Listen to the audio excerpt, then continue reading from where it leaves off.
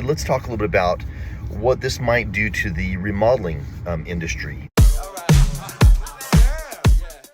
So many years ago, I had a client.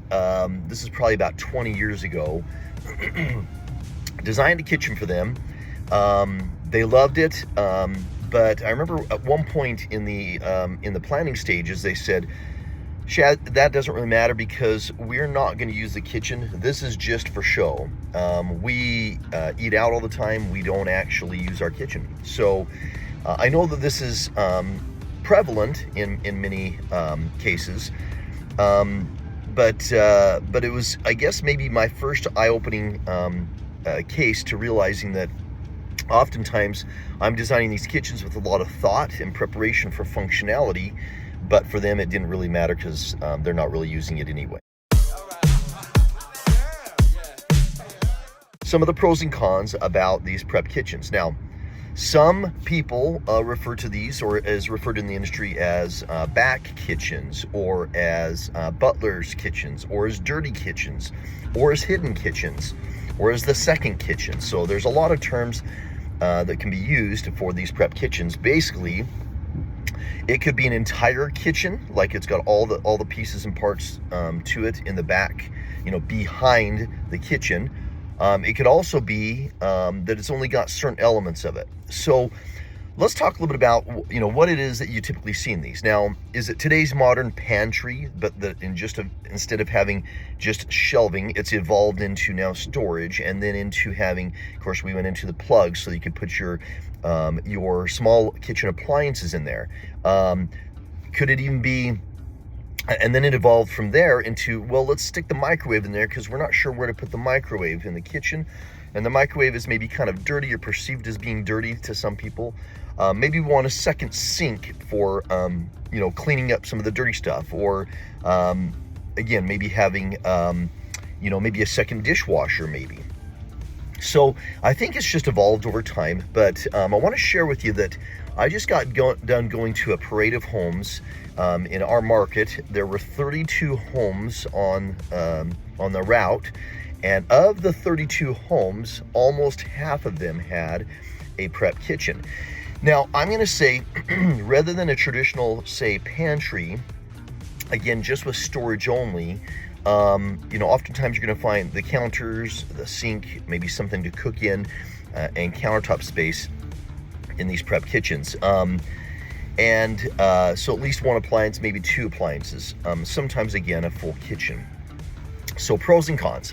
Well, pros, of course, everything's hit the dirty stuff that you don't want to be visible to your guests, and that you don't have to look at while you're sitting in the living space, perhaps the great room or the dining room, or wherever the kitchen's adjacent to.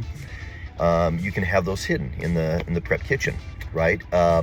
Dirty dishes, wrappers, and trash perhaps, and simply messes on the counter that you haven't had a chance to wipe down yet, right?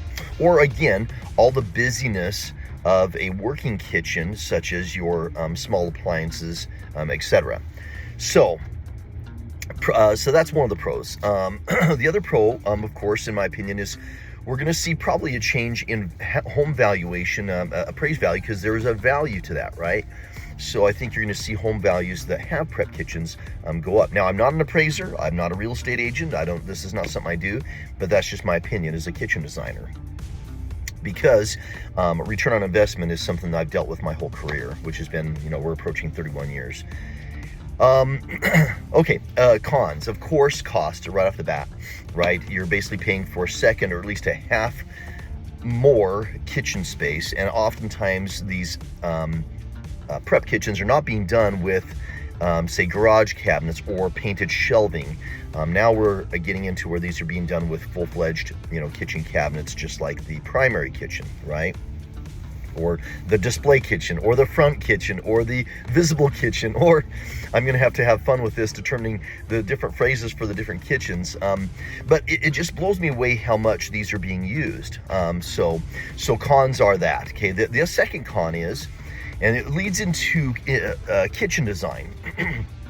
What's this going to do for kitchen design? So, guys, for some of you who are in the trade, this is something probably goes straight to, you think about this right off the top of your head. For consumers or other affiliate trade professionals, maybe this isn't something you're thinking about because this isn't your area of specialty. But, when I'm doing a kitchen plan, I'm thinking first about the work triangle. I'm thinking about the landing spaces, the walkway spaces. I'm thinking about safety, functionality, right? Storage space, etc. Planned use of the space. So if you take one of your primary legs of your work triangle, not legs, one of your primary destination points of your work triangle, which is again the sink, the cooking surface, or the refrigerator, one of those items, and you put that in the prep kitchen only, that's going to disrupt the amount of time it takes to prepare a meal.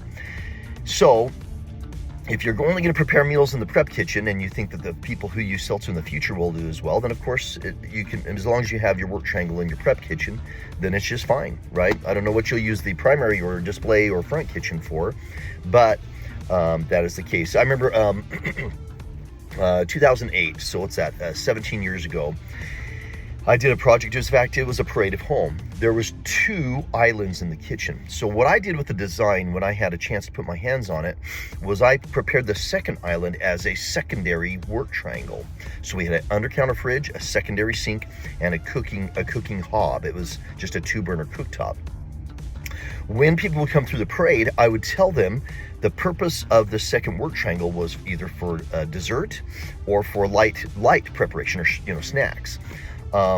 And so, but instead of having to prepare something in that space and run around in the main kitchen and do what I need to do in the main kitchen, come back around, I could do everything right then and there, as long as I prepared in advance, the supplies in the sink the fridge, and of course, I have the cooking items that I need, the pans and so forth.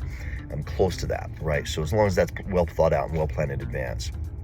So it just makes me think about what's going to happen, as we evolve and this becomes way more common. Now, I know in the high-end market, this is very, very common, as I've said from the parade that I went and saw. But for mainstream and entry level, do I ever see entry level kitchens like an apartment having a back kitchen or a prep kitchen? I don't believe so.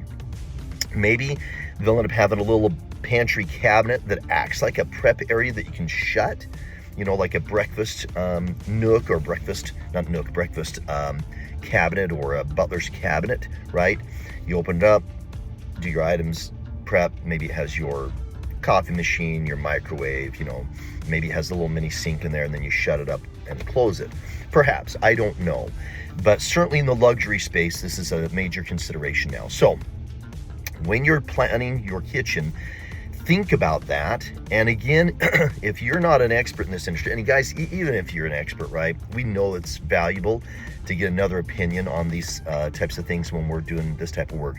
Get another perspective from somebody who has done plenty of these projects. I'm into I think close to 3,000 projects in my career, and plenty good designers who will have had 1,000 or more projects under the belt. Will be able to help you with considering these from an objective point of view rather than an emotional point of view, like I'm excited to do this, or I'm invested in this, or I want it to look like what I'm seeing on Instagram, right? So you've got to just prepare for that. So kitchen design, it should not be affected as far as the basics of functionality. Some people tell me in kitchen design, well, but if I want to work out, I'll do it in my kitchen. So I'll stretch out my work triangle and I force myself to have to run around. The trouble with that, of course, is what if you're sick? What if you don't have time? What if you've got physical limitations? You hurt your back, right? Don't force yourself to do that all the time. Do that out of desire and wish or luxury or preference, but not out of necessity, right? Finally, let's talk about what this means for the remodel industry. So half of those projects I did, or the 1,500 or so of those projects I've done in my career, have been remodels, maybe a little bit more. Here's the challenge I see. If designers are used to doing and planning for this prep kitchen, and homeowners are used to seeing it on Instagram. When they go to remodel their kitchen, they may be expecting that. Now, in some houses, you might have plenty of space to go ahead and do that without increasing your footprint size of your home or the square footage of your living space. But I think that you're going to run into that problem where people are going to be like, I want that prep kitchen, a full prep kitchen, or a walk-in pantry that is a prep kitchen, and I don't have the space for it right now, so I need to do an addition on my house in order to create that. It'll be interesting to see whether or not, again, we see that's you can get a good return on your investment, not just for usability, but for sellability. If you have not seen it, I will have a video soon about return on investment for kitchens and bathrooms. Oh man, I just forgot the name of the report. Cost versus value report provided by, I'll have to look at my resource again that I've used plenty of times in the past. It just for some reason left my head, but if I get that link, I'll put it in here, but certainly a watch for a video. If you guys subscribe on my channel, that way you can be aware when videos come out. And look, guys, if you don't agree with the things I'm saying, please say so. I don't mind getting opposing perspective. That's how I've learned and grown in my profession as a kitchen designer.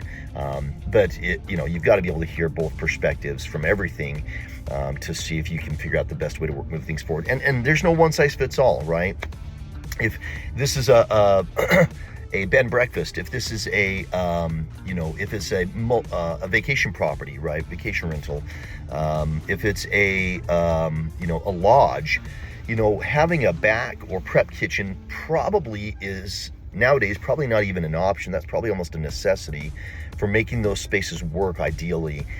But for the typical homeowner, I wouldn't say that you make this just an automatic. Even a high-end luxury kit home, I'm not sure I'd make it automatic. I would weigh out all the factors. Just because it looks cool and it's trendy and it's interesting, I wouldn't necessarily do it. In fact, I'll just share with you one example of this. I was talking to a guy the other day, and I haven't seen this for a long time, but he wants to do a raised dishwasher. So 25 years ago, I went through a 2 or 3 year period where maybe over a period of 50 to 100 projects, I did, a dozen, probably two dozen maybe homes where we did raised dishwashers. It was kind of a thing at the time. It certainly still has relevance in its purpose, but for some reason people aren't wanting to do it. And I think it's because they don't want to break up the countertop space. So just because it looks cool on Pinterest or it seems cool for somebody else does not mean it's the right move for you, right? So make sure that you are addressing these concepts with other parties, and not just friends and family who are very biased towards your, desires and wishes to have a project the way you want it. Get a professional involved. Even if you go to them just for some tips and advice. And if you're not sure, ask in my comments, right? Ask me what you think. Send me a pic of your project or your plan, or we can discuss there. And I won't charge you for a tip or idea. That's what I love to do, right? And of course, the goal eventually is to have this channel be produce revenue for us. So we're trying to get there. So please share this with friends and family. Let's help me grow this channel. If you like the other videos, there's gonna be more links for you to follow. Thanks so much for watching, and have fun with those prep kitchens.